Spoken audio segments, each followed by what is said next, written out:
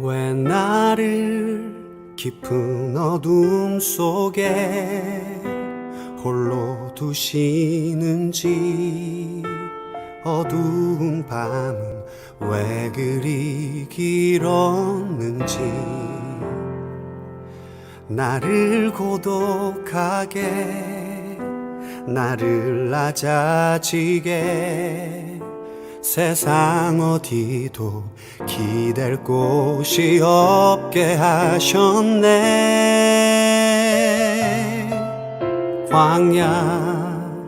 광야에 서 있네. 마음을 정돈하시고 조용한 기도 드리심으로 오늘 대강절 예배를 하나님께 드리겠습니다.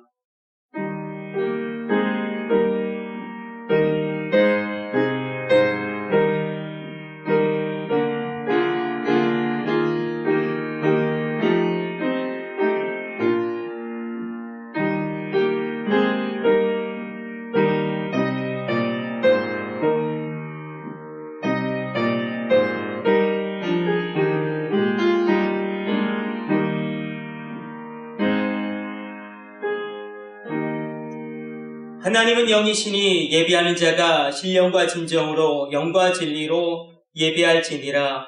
주님 오심을 기대하며 기다리는 이 강림절, 우리 가운데 큰 은혜를 더하여 주옵소서. 이 모든 것을 우리 주 예수님의 이름으로 기도드립니다. 아멘. 다 같이 일어나셔서 교동문 117번 교독하도록 하겠습니다. 광야와 메마른 땅이 기뻐하며 사막이 백합화같이 피워 즐거워하며 무성하게 피어 기쁜 노래로 즐거워하며 레바논의 영광과 갈멜과 사론의 아름다움을 얻을 것이라. 그것들이 여호와의 영광 곧 우리 하나님의 아름다움을 보리로다. 너희는 약한 손을 강하게 하며 떨리는 무릎을 굳게 하며 겁내는 자들에게 이르기를 굳세어라, 두려워하지 말라. 보라, 너희 하나님이 오사 보복하시며 갚아주실 것이라. 하나님이 오사 너희를 도와주리라 하라. 그때에 맹인의 눈이 밝을 것이며 못 듣는 사람의 귀가 열릴 것이며 그때에 저는 자는 사슴같이 뛸 것이며 말 못하는 자의 혀는 노래하리니 이는 광야에서 물이 솟겠고 사막에서 시내가 흐를 것임이라. 뜨거운 사막이 변하여 못이 될 것이며 메마른 땅이 변하여 원천이 될 것이며 승냥이의 눕던 곳에 풀과 갈대와 부들이 날 것이며 거기에 대로가 있어 그 길을 거룩한 길이라 일컫는 바 되리니 깨끗하지 못한 자는 지나가지 못하겠고 오직 구속함을 입은 자들 위하여 있게 될 것이라. 아멘. 사명과 1장으로 하나님께 영광 돌리겠습니다.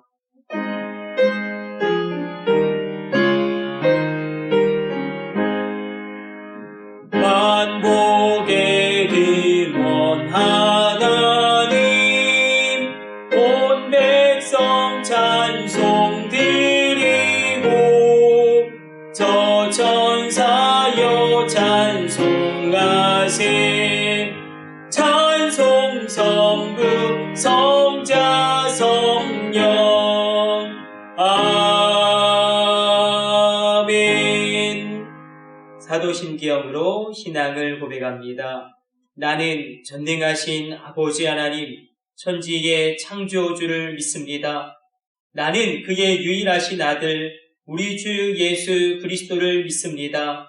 그는 성령으로 잉태되어 동정녀 마리아에게서 나시고 본디오 빌라도에게 고난을 받아 십자가에 못 박혀 죽으시고 장사된 지 사흘 만에 죽은 자 가운데서 다시 살아나셨으며 하늘에 오르시어 전능하신 아버지 하나님 우편에 앉아 계시다가 거기로부터 살아있는 자와 죽은 자를 심판하러 오십니다.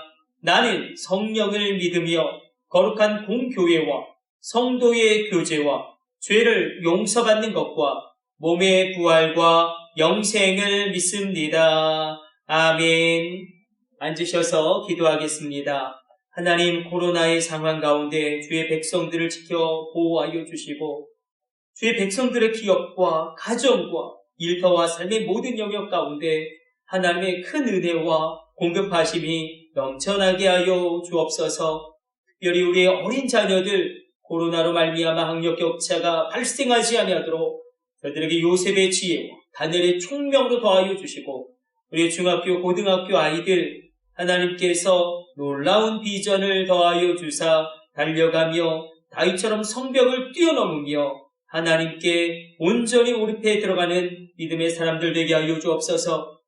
우리의 청년들의 진로와 미래와 결혼과 그 모든 것을 주님이 작정하신 대로 이끌어 주시고 선한 뜻이 성취되어지게 하여 주옵소서. 군대에 있는 우리 아들들을 주님이 지켜 호위하여 주사 불꽃 같은 눈동자로 보호하여 주시고 천군 천사 동원하여 지켜주시고 주의 지팡이와 막대기로 안위하여 주사 형통케 하여 주옵소서. 해외에 있는 우리 선교사님들 또 해외에 있는 우리의 자녀들과 주의 백성들을 위하여 기도하오즉 코로나로 말미암아 어떤 어려움도 겪지 아니하도록 주님이 특별한 은혜를 베풀어 주시며 하늘 문을 여시고 천군 천사를 동원하여 주옵소서. 특별히 아프신 분들 가운데 함께하여 주사 주님의 놀라운 치유가 불같이 임하며 십자가의 보혈의 능력이 놀랍게 그 육체 가운데 성취되어지게 하여 주사 하나님 온전한 치유와 회복됨의 역사를 부어 주옵소서. 이 모든 것을 우리 주 예수님의 이름으로 축복하며 기도드립니다. 아멘. 주님 가르쳐 주신 기도 올려드립니다. 하늘에 계신 우리 아버지, 아버지의 이름을 거룩하게 하시며 아버지의 나라가 오게 하시며 아버지의 뜻이 하늘에서와 같이 땅에서도 이루어지게 하소서. 오늘 우리에게 일용할 양식을 주시고 우리가 우리에게 잘못한 사람을 용서하여 준 것 같이 우리 죄를 용서하여 주시고 우리를 시험에 빠지지 않게 하시고 악에서 구하소서. 나라와 권능과 영광이 영원히 아버지의 것입니다. 아멘.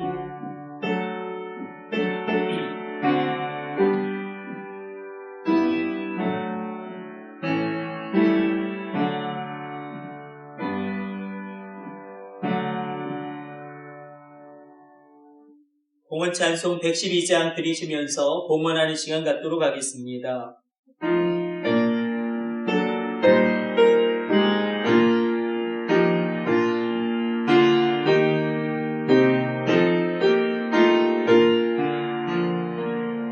비 말고 환한 밤중에 류천사 내려와 그 손에 비파기 고서 다 찬송하기를 평강의 왕이 오시니 다 평안하여라. 그 소란하던 세상이 다 고요하도다. 뮤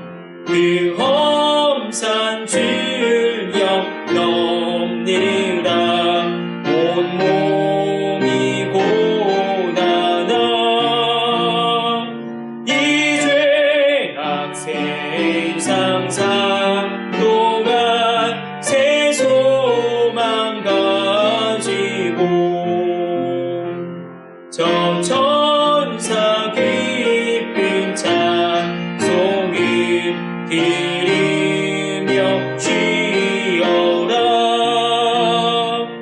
옛 선지에 언행하여 베들레헴 성에 주 예수 탄생하시니 온 세상 그지우라. 저 천사 빛빛 노래를 또다시 부르니 온 세상 사는 사람들 다 와답하도다. 임을 위하여 기도하겠습니다. 하나님, 주님 앞에 나올 때에 귀한 주일언금으로 주정언금으로 예물을 드린 손길과 가정들이 있습니다. 이 귀한 예물 온전히 흠양하여 주시고 아름답고 놀랍게 사용하여 주옵소서. 온전한 11조를 구별하여 드림으로 신앙을 고백하며 나가는 손길과 가정들이 있사온즉 하나님 물질로 인하여 근심하지 않게 하여 주시고 하늘의 온천의 복과 땅의 기름진 복으로 귀하게 하여 주옵소서. 경제의 주권을 더하여 주시고 아브라함처럼 복의 근원되어 열국과 열방 가운데 축복의 물줄기를 흘려 보내는 자들 되게 하여 주옵소서. 감사의 제목을 담아 기도의 제목을 담아 예물을 드리는 손길과 가정들이 있습니다. 기도의 제목이 응답되어지게 하여 주시고 특별히 감사할 것이 더욱더 넘쳐나게 하여 주옵소서. 귀한 방송 선교의 예물을 해외 선교의 예물을 주님 앞에 구별하여 드린 손길과 가정들이 있사온즉 주님께서 친히 함께하여 주심으로 말미암아 놀라운 은혜를 베풀어 주시고 이 귀한 선교의 예물을 통하여 주님의 복음이 증거되어지며 이 땅 가운데 죽어가는 교회들이 살아나며 저 땅 끝에서 복음의 증거가 일어날 때마다 이 귀한 선교의 예물을 드린 손길과 가정들과 자녀들을 권념하여 주시고 복되게 하여 주옵소서. 이 모든 것을 우리 주 예수님의 이름으로 기도드립니다. 아멘. 오늘 우리에게 주시는 하나님의 말씀은 여호수아 4장과 5장 말씀인데 특별히 오늘 설교는 감동적이고 간증적인 설교라기보다는 교리적이고 본질적인 설교이고 성경 본문을 깊이 파고 들어가는 강해 설교라기보다는 한 가지 주제를 가지고 성경 전체를 살펴보는 그런 주제 설교로 6월절을 살펴보려고 합니다. 자, 요단강을 건너고 이스라엘의 동선이 나오는데 세 가지 일을 행하죠. 요단강을 건너고 길갈 근처에서 세 가지를 행하는데 그 첫 번째가 기념비를 세우는 것이고 그 두 번째가 할례를 행하는 것이고 그 세 번째가 유월절을 지키는 것입니다. 우리 말씀을 통하여 한번 확인하고 오늘 설교 가운데 하나님이 내게 주신 말씀 청중하기를 원합니다. 여호수아 4장 7절로 9절까지 말씀 같이 합독합니다. 그들에게 이르기를 요단물이 여호와의 언약궤 앞에서 끊어졌나니 곧 언약궤가 요단을 건널 때에 요단물이 끊어졌으므로 이 돌들이 이스라엘 자손에게 영원히 기념이 되리라 하라 하니라. 이스라엘 자손들이 여호수아가 명령한 대로 행하되 여호와께서 여호수아에게 이르신 대로 이스라엘 자손들의 지파의 수를 따라 요단 가운데에서 돌 12를 택하여 자기들이 유숙할 곳으로 가져다가 거기에 두었더라. 여호수아가 또 요단 가운데 곧 언약궤를 맨 제사장들의 발이 선 곳에 돌 12를 세웠더니 오늘까지 거기에 있더라. 바로 이것이 요단강을 건너면서 첫 번째 한 기념비를 세우는 것입니다. 한번 여호수아 5장 2절로 12절까지 말씀도 우리 길게 같이 합독해서 읽어보도록 하겠습니다. 여호수아 5장 2절로 15절까지 말씀 우리 길게 합독합니다. 그때 여호와께서 여호수아에게 이르시되 너는 부싯돌로 칼을 만들어 이스라엘 자손들에게 다시 할례를 행하라 하시매 여호수아가 부싯돌로 칼을 만들어 할례산에서 이스라엘 자손들에게 할례를 행하니라. 여호수아가 할례를 시행한 까닭은 이것이니 애굽에서 나온 모든 백성 중 남자 곧 모든 군사는 애굽에서 나온 후 광야길에서 죽었는데 그 나온 백성은 다 할례를 받았으나 다만 애굽에서 나온 후 광야길에서 난 자는 할례를 받지 못하였음이라. 이스라엘 자손들이 여호와의 음성을 청종하지 아니하므로 여호와께서 그들에게 대하여 맹세하사 그들의 조상들에게 맹세하여 우리에게 주리라고 하신 땅 곧 젖과 꿀이 흐르는 땅을 그들이 보지 못하게 하리라 하시매 애굽에서 나온 족속 곧 군사들이 다 멸절하기까지 40년 동안을 광야에서 헤매었더니 그들의 대를 잇게 하시니 자손에게 여호수아가 할례를 행하였으니 길에서는 그들에게 할례를 행하지 못하였으므로 할례 없는 자가 되었음이었더라. 또 그 모든 백성에게 할례 행하기를 마침에 백성이 진중 각 처소에 머물며 낫기를 기다릴 때에 여호와께서 여호수아에게 이르시되 내가 오늘 애굽의 수치를 너희에게서 떠나가게 하였다 하셨으므로 그곳 이름을 오늘까지 길갈이라 하느니라. 또 이스라엘 자손들이 길갈에 진쳤고 그달 14일 저녁에는 여리고 평지에서 유월절을 지켰으며 유월절 이튿날에 그 땅의 소산물을 먹되 그날에 무교병과 볶은 곡식을 먹었더라. 또 그 땅의 소산물을 먹은 다음 날에 만나가 그쳤으니 이스라엘 사람들이 다시는 만나를 얻지 못하였고 그 해에 가나안 땅의 소출을 먹었더라. 여호수아가 여리고에 가까이 이르렀을 때에 눈을 들어본즉 한 사람이 칼을 빼어 손에 들고 마주 서 있는지라. 여호수아가 나아가서 그에게 묻되 너는 우리를 위하느냐 우리의 적들을 위하느냐 하니 그가 이르되 아니라 나는 여호와의 군대 대장으로 지금 왔느니라 하는지라. 여호수아가 얼굴을 땅에 대고 엎드려 절하고 그에게 이르되 내 주여 종에게 무슨 말씀을 하려 하시나이까. 여호와의 군대 대장이 여호수아에게 이르되 내 발에서 신을 벗으라. 내가 선 곳은 거룩하니라 하니 여호수아가 그대로 행하니라. 아멘. 우리 누가복음 한 장 더 살펴보도록 하겠습니다. 요한복음 여호수아 5장과 4장에 줄을 하나 끼워 놓으시고 누가복음 16장으로 갑니다. 하나님이 계속 강림절에 우리에게 주시는 말씀이죠. 불의한 청지기에 대한 말씀인데 누가복음 16장 10절의 말씀 우리 같이 합독합니다. 지극히 작은 것에 충성된 자는 큰 것에도 충성되고 지극히 작은 것에 불의한 자는 큰 것에도 불의하니라. 아멘. 오늘 본문의 말씀 가운데 우리가 새로운 인생이 얼마든지 우리 가운데 열릴 수 있음을 하나님의 말씀을 통하여 확인하고 내 심령 가운데 확증하고 그 말씀을 특별하게 붙잡고 나아가기를 원합니다. 새로운 인생은 얼마든지 열릴 수 있습니다. 새로운 인생의 계절이 우리 가운데 올 수 있습니다.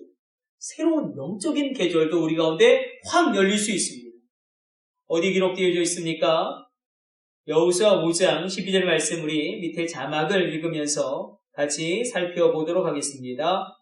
또 그 땅의 소산물을 먹은 다음 날에 만나가 그쳤으니 이스라엘 사람들이 다시는 만나를 얻지 못하였고 그 해에 가나안 땅의 소출을 먹었더라. 자, 이스라엘 사람들은 지난 40년 동안 만나를 먹었습니다. 아침에 일어나면 여지없이 하늘의 떡이 만나라고 불리어지는 하늘의 떡이 놓여져 있었고 그것을 40년 동안 먹었습니다. 그런데 만나는 특징이 있죠. 하루의 양식입니다. 이틀 이상 쌓아둘 수가 없는 양식입니다. 이틀 이상 쌓아놓으면 썩어버리기 때문에 그렇게 하나님이 만들어 놓으셔서 그러나 어느 날 아침에 일어나 보니 만나가 이제는 뚝 그치고 그 땅의 소산을 먹었습니다. 그리고 이제는 자기 손으로 기업을 가꾸고 자기 손으로 유업을 얻게 되어져서 이제 추수해서 쌓아둔 이것이 중요하죠. 쌓아두는 경제 생활의 단위로 이스라엘 민족 전체가 쑥 들어가게 됩니다. 이제는 쌓아두는 하나님의 축복을 받게 됩니다. 여러분을 축복합니다. 경제의 주권이 임할지어다. 오늘 새벽마다 여러분들에게 경제의 주권이 임하기를 기도하고 있습니다. 만나가 그치고 자기 손으로 이제 추수하고 자기의 기업, 자기의 땀의 결실을 먹고 그렇게 축적하고 쌓아두는 경제 생활을 하게 되었다. 이것은 새로운 재정의 문이 열렸다는 것입니다. 더군다나 새로운 재정의 문이 열렸을 뿐만 아니라 새로운 영적인 세계도 열리게 됩니다. 성경은 물질에 대하여 절대 부정적으로 이야기하지 않습니다. 물질은 가치 중립적입니다. 그리고 물질이라는 것은 성경의 그런 개념에 따라 우리가 살펴보면 물처럼 이렇게 흘러가는 것이기 때문에 이 물질이라는 것은 가치 중립입니다. 잘 사용하면 귀하게 사용될 수 있고 그것이 나의 주인이 되고 그것에 내가 지배당하면 그 돈은 악한 것으로 전락하게 나를 만듭니다. 그런데 이스라엘 백성에게 하나님이 새로운 재정의 문을 열어주시고 새로운 경제 주권을 더하여 주셨습니다. 우리 가운데 이런 소망이 있기를 원합니다. 어떻게 새로운 인생의 계절이 올 것인가? 어떻게 재정의 문이 열리고 어떻게 이제는 쌓아두는 경제 생활의 단계로 우리가 들어갈 수 있겠는가? 더 놀라운 것은 새로운 영적인 세계도 열리죠. 여호와의 군대 대장이 이제는 도와주고 여호와의 군대 대장이 이제는 이 전쟁에 개입하는 새로운 영적인 세계가 놀랍게 활짝 열려지게 됩니다. 하나님은 어떻게 이것이 가능한지 세 가지를 이스라엘 백성들에게 명령하셨습니다. 요단을 건너면서 이스라엘 백성들의 동선을 따라서 그들이 행한 행동은 세 가지입니다. 기념비를 세웠고 할례를 행했고 그리고 유월절을 지켰습니다. 기념비를 세웠다는 것은 우리가 읽은 말씀 그대로 언약궤를 먼저 앞에 내세우고 요단강을 건넜기 때문에 기념비를 세웠다는 것은 바로 하나님의 말씀으로 내 심령 가운데 그것을 새겨서 그 말씀의 지배를 받으라는 것입니다. 우리 가운데 기념비가 세워지기를 원합니다. 내 감정에 지배당하는 것이 아니라 하나님의 언약궤는 말씀을 상징하기 때문에 그 말씀을 따라서 내가 내 인생을 경영하고 내가 감정에 지배당하는 것이 아니라 내가 말씀에 지배당하는 것입니다. 만약에 내가 말씀에 지배당하게 될 때에 말씀이 현실화되어 되어지는 은혜가 우리 가운데 임하게 될 줄로 믿습니다. 하나님이 주신 비전과 소망으로 다시금 그 말씀을 붙잡고 일어나라는 것입니다. 그때 그 말씀이 너희 삶 가운데 현실될 것이라고 주님이 우리에게 기념비를 세우라라고 말씀하고 있습니다. 그러나 기념비를 세우는 중요한 이유는 무엇 때문입니까? 너의 후대를 위하여. 너의 후대를 위하여 말씀의 지배를 받아라. 하나님이 오늘 우리에게 도전적으로 말씀하고 있다는 것입니다. 두 번째는 할례를 행하라. 자, 인간의 피부 가운데 가장 질긴 부위가 바로 이 남성의 성기의 표피입니다. 그 질긴 부분을 잘라내라. 할례를 행하라. 이것은 다른 것이 아니라 너의 그 질기고 질긴 악습과 중독을 이제 끊어버려라. 이제는 다른 삶을 살아라. 너의 가정과 가문과 지파 가운데 끊어내야 할 것들을 끊어내버려라. 반드시 너의 안에 있어야 할 것들이 있게 되어지고 반드시 너의 안에 없어져야 할 것들이 없어지게 되어지는 할례를 행하라. 여러분, 죄도 짓고 축복도 받는 그런 삶은 없습니다. 물론 우리의 삶의 현장 가운데 정말 죄를 짓고 나쁜 짓을 하는데도 모든 것이 슬슬 잘 풀리는 사람들이 분명히 있습니다. 그러나 그것은 저주입니다. 그들이 하나님께로 돌아올 가능성이 전무하기 때문에 그러합니다. 우리 한번 믿음으로 고백해 봅시다. 악인의 형통을 부러워하지 말라. 아무리 사회적인 위치가 높고 부유함이 있을지라도 떵떵거릴지라도 하나님이 없는 인생은 초라한 나그네에 불과합니다. 그 코에서 호흡이 끝날 때에 그 인생을 책임질 수가 없다는 것입니다. 자, 할례를 행하라. 이것은 죄악을 끊어내라. 그렇게 해야 한다. 그럼 우리가 다 알지만 안 됩니다. 중독을 끊어내라. 우리가 다 알지만 그것을 극복하기가 너무나 어렵다는 것입니다. 그래서 하나님은 우리 가운데 마음의 할례를 이제 이야기합니다. 마음의 할례는 바로 성령을 말합니다. 너의 힘으로 안 되니 내가 성령을 너에게 부어주겠다. 성령 충만함으로 그렇게 할 수 없는 것을 하게 되어지는 그런 놀라운 일들이 너에게 일어나게 될 것이다. 정리하자면 할례를 행하라는 것은 이제는 다른 삶을 살아가라. 너의 죄악과 중독과 심지어 너의 가문과 너의 지파와 너의 가정과 이 민족과 죄악 가운데 있던 모든 것들을 끊어내고 그러나 너의 힘으로 되지 않으니 할례를 행해라. 그것은 무엇이냐면 이제 성령의 충만을 받아라. 이 말씀입니다. 자, 마지막 세 번째는 무엇이었습니까? 유월절을 지켜라. 사실 오늘 설교의 핵심이기도 하고 결론이기도 합니다. 유월절을 지켜라. 유월절을 지켜라. 자, 유월절은 무엇입니까? 유월절은 무교병의 절기입니다. 무교병은 딱딱한 떡, 고난의 떡, 이스트가 들어가지 않는, 발효되지 않는 맛없는 떡입니다. 신명기 16장 3절로 이 무교병의 절기가 바로 유월절이라고 기록되어지고 있습니다. 애굽에 10가지 재앙이 일어나죠. 마지막 재앙은 장자가 그 첫 번째 아들이 죽어나가는 그런 끔찍한 재앙입니다. 그런데 그때 어린 양의 피를 문지방과 인방에 바르면 그들의 인종과 상관없이 그들의 부유함과 가난함과 상관없이 그들의 인격의 고결함과 비천함과 상관없이 죽음의 사자가 그 집을 뛰어넘어갑니다. 6월에 갑니다. 패스하고 오모에 갑니다. 여러분 보세요. 출애굽할 때에 나온 그 수많은 족속들을 하비루 내지는 아피루라고 불렀습니다. 하비루 혹은 아피루. 그런데 이 하비루 혹은 아피루는 인종을 나타내는 용어가 아닙니다. 이것은 계급을 지칭하는 용어입니다. 아주 비천한 계급, 애굽 사람들이 볼 때에 또 애굽 사회에서 가장 비천한 계급을 아피루 내지는 하비루라고 불렀습니다. 유대인들만 출애굽할 때에 어린 양의 피를 문지방과 인방에 바르고 출애굽한 것이 아니라 수많은 족속들이 애굽에서 어린 양의 피를 인방과 문지방에 바름으로 구원을 받고 출애굽의 여정에 동참하게 됩니다. 그래서 아피루, 히브로 이건 인종 용어가 아니에요. 자, 갈렙도 마찬가지죠. 갈렙이 이스라엘 백성입니까? 아니죠. 그는 에돔 족속 에서의 후예인데 어린 양의 피를 그 문지방과 인방에 바름으로 구원함을 얻고 이스라엘 공동체에 편입되어져서 유다 지파로 들어가서 이제 유다 지파의 지도자가 되고 리더가 됩니다. 그래서 이 아피루, 하비루가 이제 히브리 그렇게 돼서 이제 특정한 인종을 지칭하는 용어가 아니었고 사회 계급을 지칭하는 계급 용어였는데 그 아비루가 히브루가 되고 히브리가 되어서 이게 인종을 지칭하는 용어가 되어버렸죠.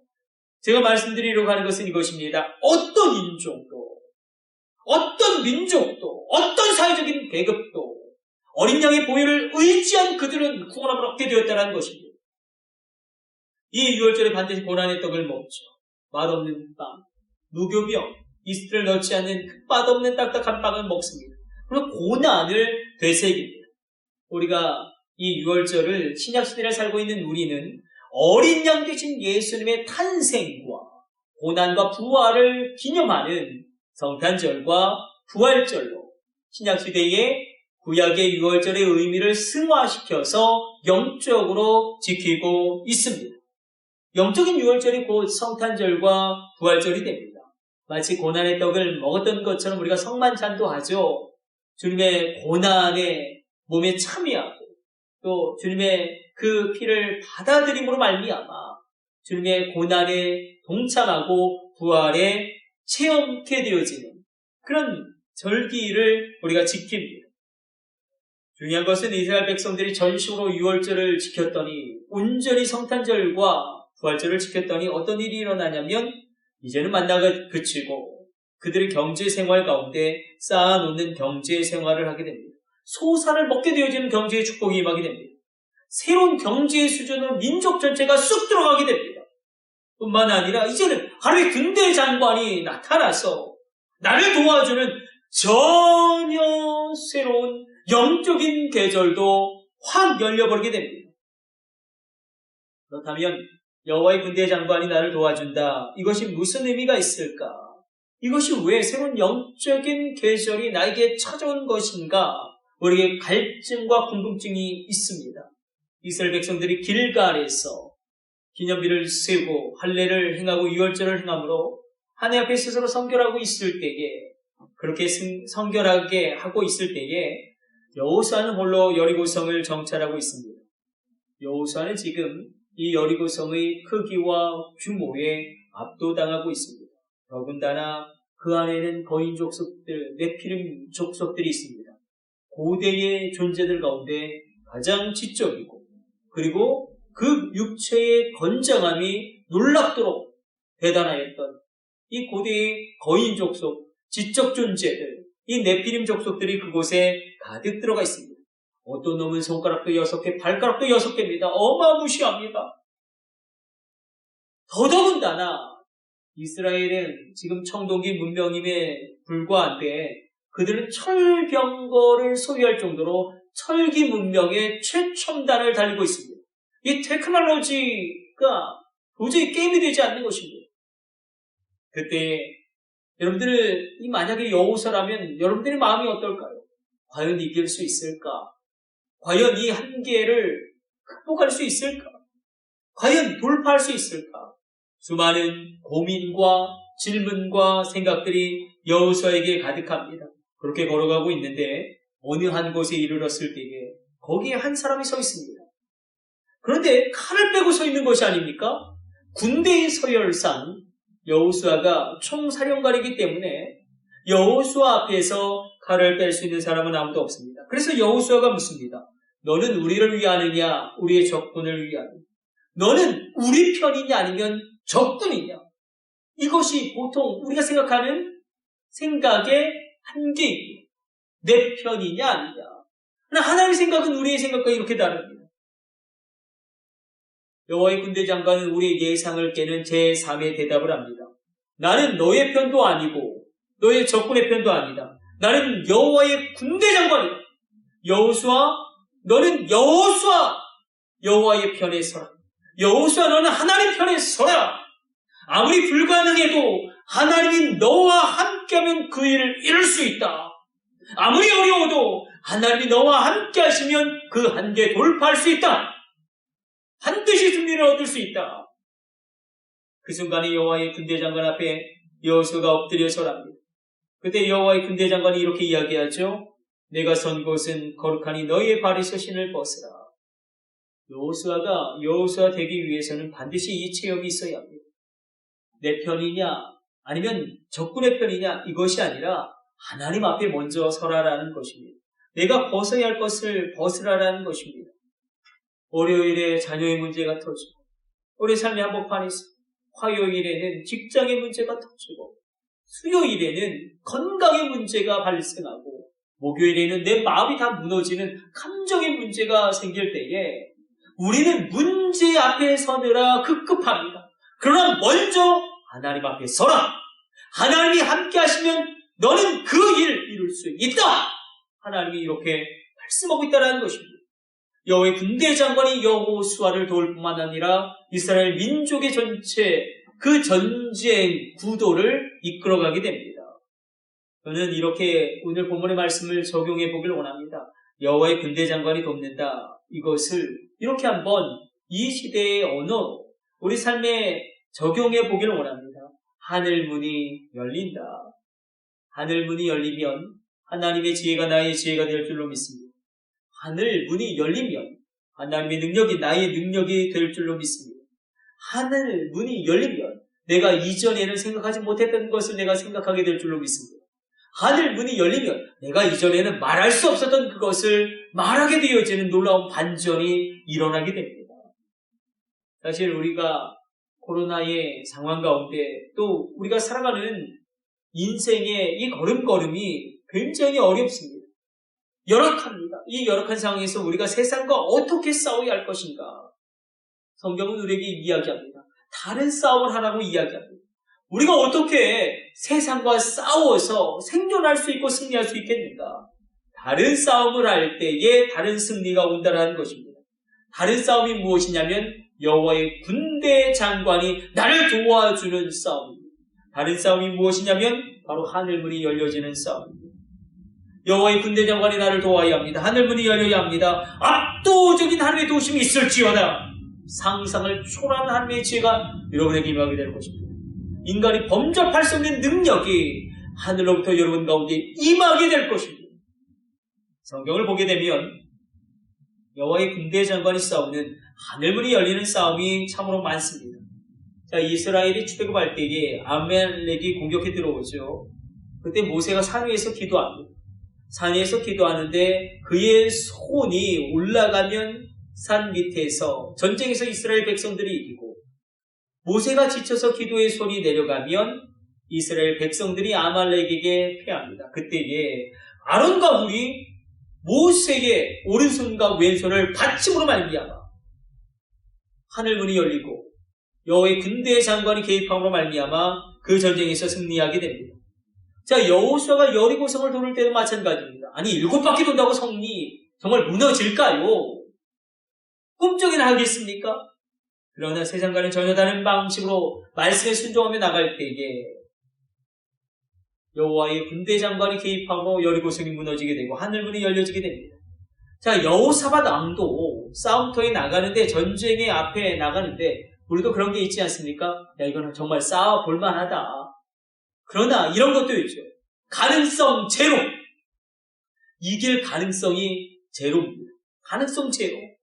그런 상황 앞에서 여호사밧 왕이 앞에 찬양단을 앞세우고 찬양하며 감사하며 나갈 때에 하늘문이 열리고 여호와의 군대 장관이 개입함으로 말미암아 그 연합군 적군 진영에서 서로가 서로를 죽이고 싸우는 자중질환이 일어나 그 전쟁에서 승리하게 됩니다. 하늘문이 열린다는 것은 하나님이 개입하신다는 것입니다. 하늘문이 열린다는 것은 하나님이 싸우신다는 것입니다. 우리가 성도인데 우리 성도들이 적은 능력을 가지고 많은 능력과 싸울 때에 연약한 상황 가운데 우리가 말과 경주해야 할 때가 있지 않겠습니까? 또 우리 가운데 정직함을 가지고 교묘함과 싸울 때에, 거룩함을 가지고 거룩하지 않은 사람들과 싸울 때 우리가 어떻게 싸워야 합니까? 절대로 우리는 세상적인 방법으로 싸워서는 이길 수가 없습니다. 왜냐하면 우리에게는 성령님이 계시기 때문에, 신앙 양심이 있기 때문에 우리가 교묘한들 세상 사람들의 교묘함을 이길 수 있겠습니까? 우리가 거짓말을 한들 그 거짓말이 얼마나 어설프겠습니까? 내 안에 성령님이 계시고 신앙 양심이 있는데, 그래서 이길 수가 없습니다. 그래서 우리에게는 하늘문이 열려야 합니다. 저는 여러분의 인생 가운데, 여러분의 자녀들의 인생 가운데 압도적인 하늘문이 열려지게 되시기를 성부, 성자, 성령의 이름으로 축원해 드립니다. 여의도 순복음교회 백영석 장로님의 간증을 들은 적이 있습니다. 이분이 폐수회사를 운영하시다가 깡그리 망했답니다. 그리고 이제 사당동 달동네로 이사하게 되었는데, 교회에서 사당동 달동네까지 걸어서 3시간. 3년 동안 그렇게 다니셨답니다. 회사가 완전히 망하니 할 일이 없어서 바쁘지 않으니 열심히 모든 예배를 회복하게 됩니다. 고난과 실패 때문에 완전히 무너지는 사람이 있는 반면에 일이 안 되면 안 될수록 하나님과 가까워지는 사람도 있습니다. 마치 이 장로님처럼 이 장로님 모든 예배가 회복되어지고 기도의 뜨거움이 용솟음치기 시작합니다. 그런데 어느 주일날 하나님이 너무 은혜를 주셔서 헌금을 드리고 싶은데, 아니 이게 웬일입니까? 호주머니에는 토큰 하나밖에 없는 겁니다. 만약에 이 토큰을 헌금하면 3시간을 걸어서 집에 가야 하는데, 그날 그 하나밖에 없는 토큰을 헌금하고 3시간을 집을 향해 걸어가는데 그렇게 기쁘더랍니다. 내 영혼이 은총 입어 충만질짐 벗고 보니 슬픔 많은 이 세상도 천국으로 화하도다. 할렐루야, 찬양하세. 내 모든 죄 사함받고 주 예수와 동행하니 그 어디나 하늘나라. 이 찬송을 들으면서 3시간을 그렇게 걸어가는 것입니다. 근데 정말로 놀랍게도 얼마 있지 않아서 이 장로님의 부인 되신 권사님 꿈을 꾸셨는데, 여보, 내가 어젯밤에 꿈을 꾸는데 천사가 나타나서 오른손에는 하얀 모래를 주고 왼손에는 검은 모래를 주고 갔어. 이 장로님이 폐수회사를 운영하셔서 금방 알아챈 것입니다. 이 장로님이 정수기를 만드는 것을 구상하고 있는데 어떤 난제가 있었는데 그 난제를 풀 수 있는 영감을 얻은 것입니다. 그래서 뚝딱뚝딱 설계도를 만들었는데 뭐 돈이 있어야지 정수기를 만들죠. 그러나 기도하였더니 제일교포가 나타나서 500개만 만들어보자. 투자를 합니다. 500개를 만들었더니 근데 판로가 열려야지 이것을 팔 수 있지 않겠습니까? 그렇게 기도했더니 재미교포가 나타나서 한번 미국에서 판로를 열어보자. 이렇게 하늘문이 열리는 것입니다. 여러분, 이 회사가 바로 워터스 정수기 회사가 되고 그 CEO가 바로 이 장로님, 배경석 장로님이 된 것입니다. 하늘문이 열려야 합니다. 우리 가운데 하늘문이 분명히 열려야 합니다. 자, 다시 한번 6월절로 우리가 돌아와 봅시다. 기념비를 행하라. 이 기념비를 세워라. 할례를 행하라. 6월절을 지키라. 자, 그렇다면 이 시대를 살아가고 있는 우리에게 이 6월절, 영적인 6월절, 성탄절과 부활절의 의미는 무엇이 되어야 하겠는가? 우리가 말씀을 통하여 확인해 보기를 원합니다. 6월절은 우리에게 가치 문제를 끄집어냅니다. 너에게 진정 가치 있는 것이 무엇이냐? 가치 문제. 어떤 것을 가치 있게 여기느냐? 그 기준의 문제를 성경은 우리 앞에 다시금 끄집어내서 우리 앞에 그것을 던져주고 있습니다. 세상 사람들에게 가장 가치가 있는 것은 단연코 물질일 것입니다. 사실 돈은 어마어마하게 위력을 발휘합니다. 실로 그 기세와 돈의 그 위력은 막강합니다. 우리가 가장 크게 걱정하는 것 중에 하나가 바로 이 돈 때문이고 행복한 원인 중에 대다수도 이 돈 때문입니다. 돈을 무시하면 안 됩니다. 이 물질을 우리가 무시할 수 없습니다. 돈 때문에 많은 사람들이 죄에 빠지기도 하고 또 그 돈이 그 사람을 돋보이기도 합니다.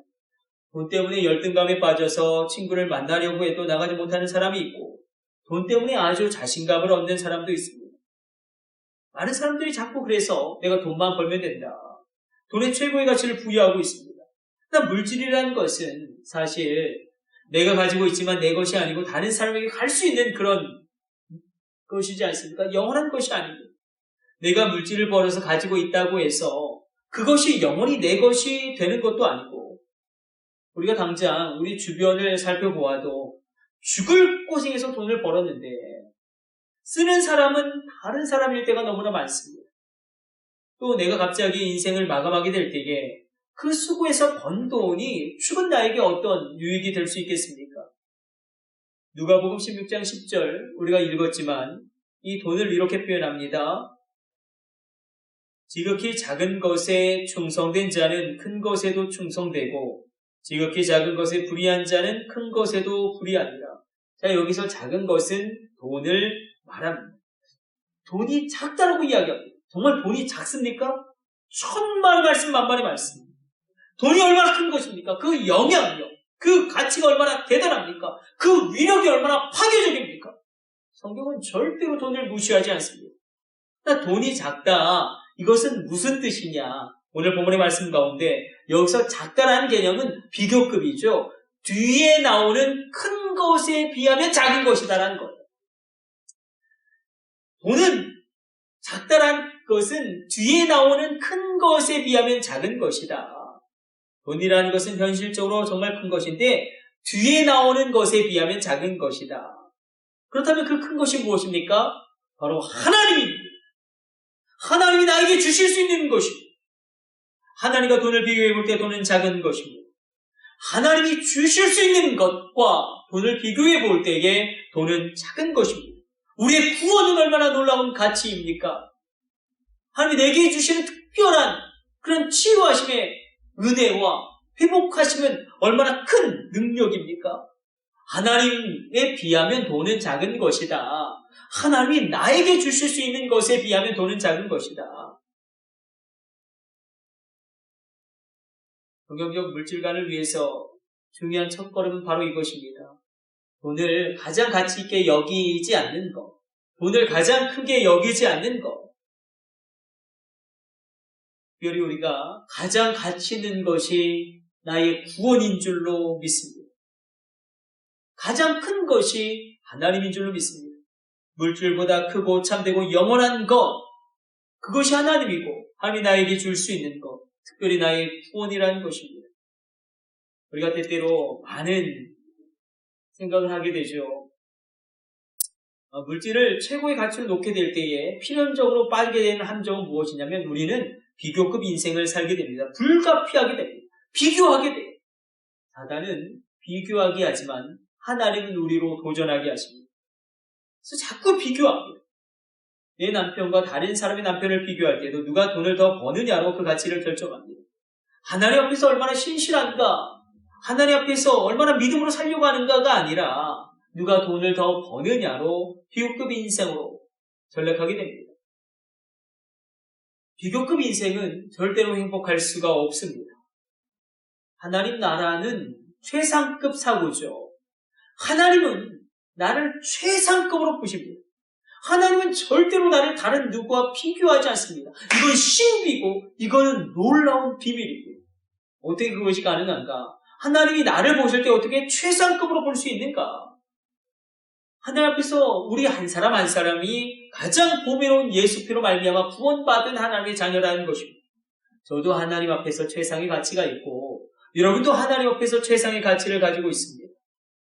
하나님은 저와 누구를 비교하지 않습니다. 저와 조용기 목사님을 비교하지 않습니다. 보좌 앞에 우리가 섰을 때에 하나님 우리에게 이렇게 묻지 않으실 거예요. 너는 왜 여호수아처럼 살지 못했느냐? 너는 왜 조용기 목사님처럼 살지 못했느냐?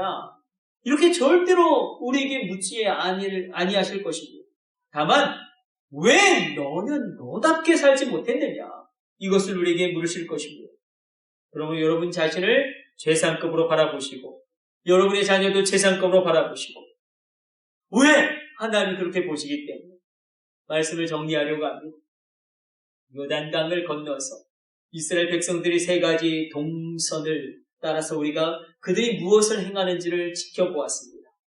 기념비를 세우고 말씀의 지배를 당하고 언약궤 하나님의 말씀을 중심으로 그들의 삶을 움직여가고 할례를 행합니다. 이제 다른 삶을 삽니다. 죄악된 것을 끊어내고 중독을 끊어내고 내 힘으로 되지 않으니 성령 충만함으로 그것을 이루어갑니다. 하게 됩니다. 그리고 그들이 유월절을 지킵니다. 어린 양의 보혈을 의지하며 나갑니다.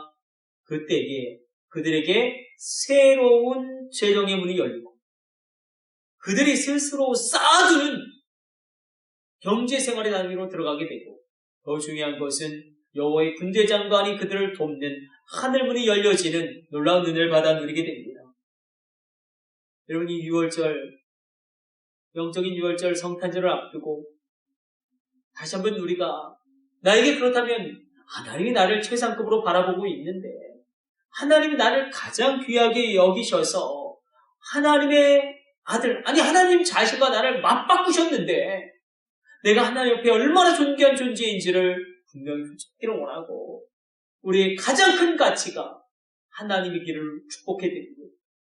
우리에게 가장 큰 것이 하나님이 우리에게 주실 수 있는 것임을 우리가 인정하게 되는 그런 은혜가 우리 가운데 있게 되시기를 축복해드립니다. 우리 기도하겠습니다. 하나님 이 대강절에 우리가 기념비를 세우고 할례를 행하고 유월절을 지키기 원합니다.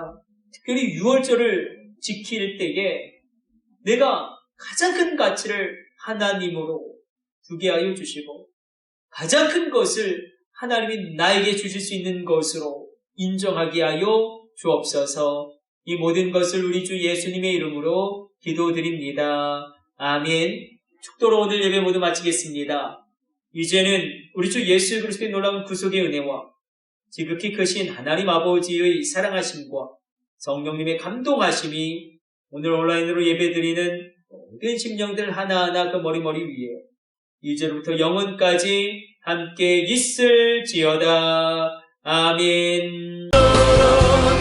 나를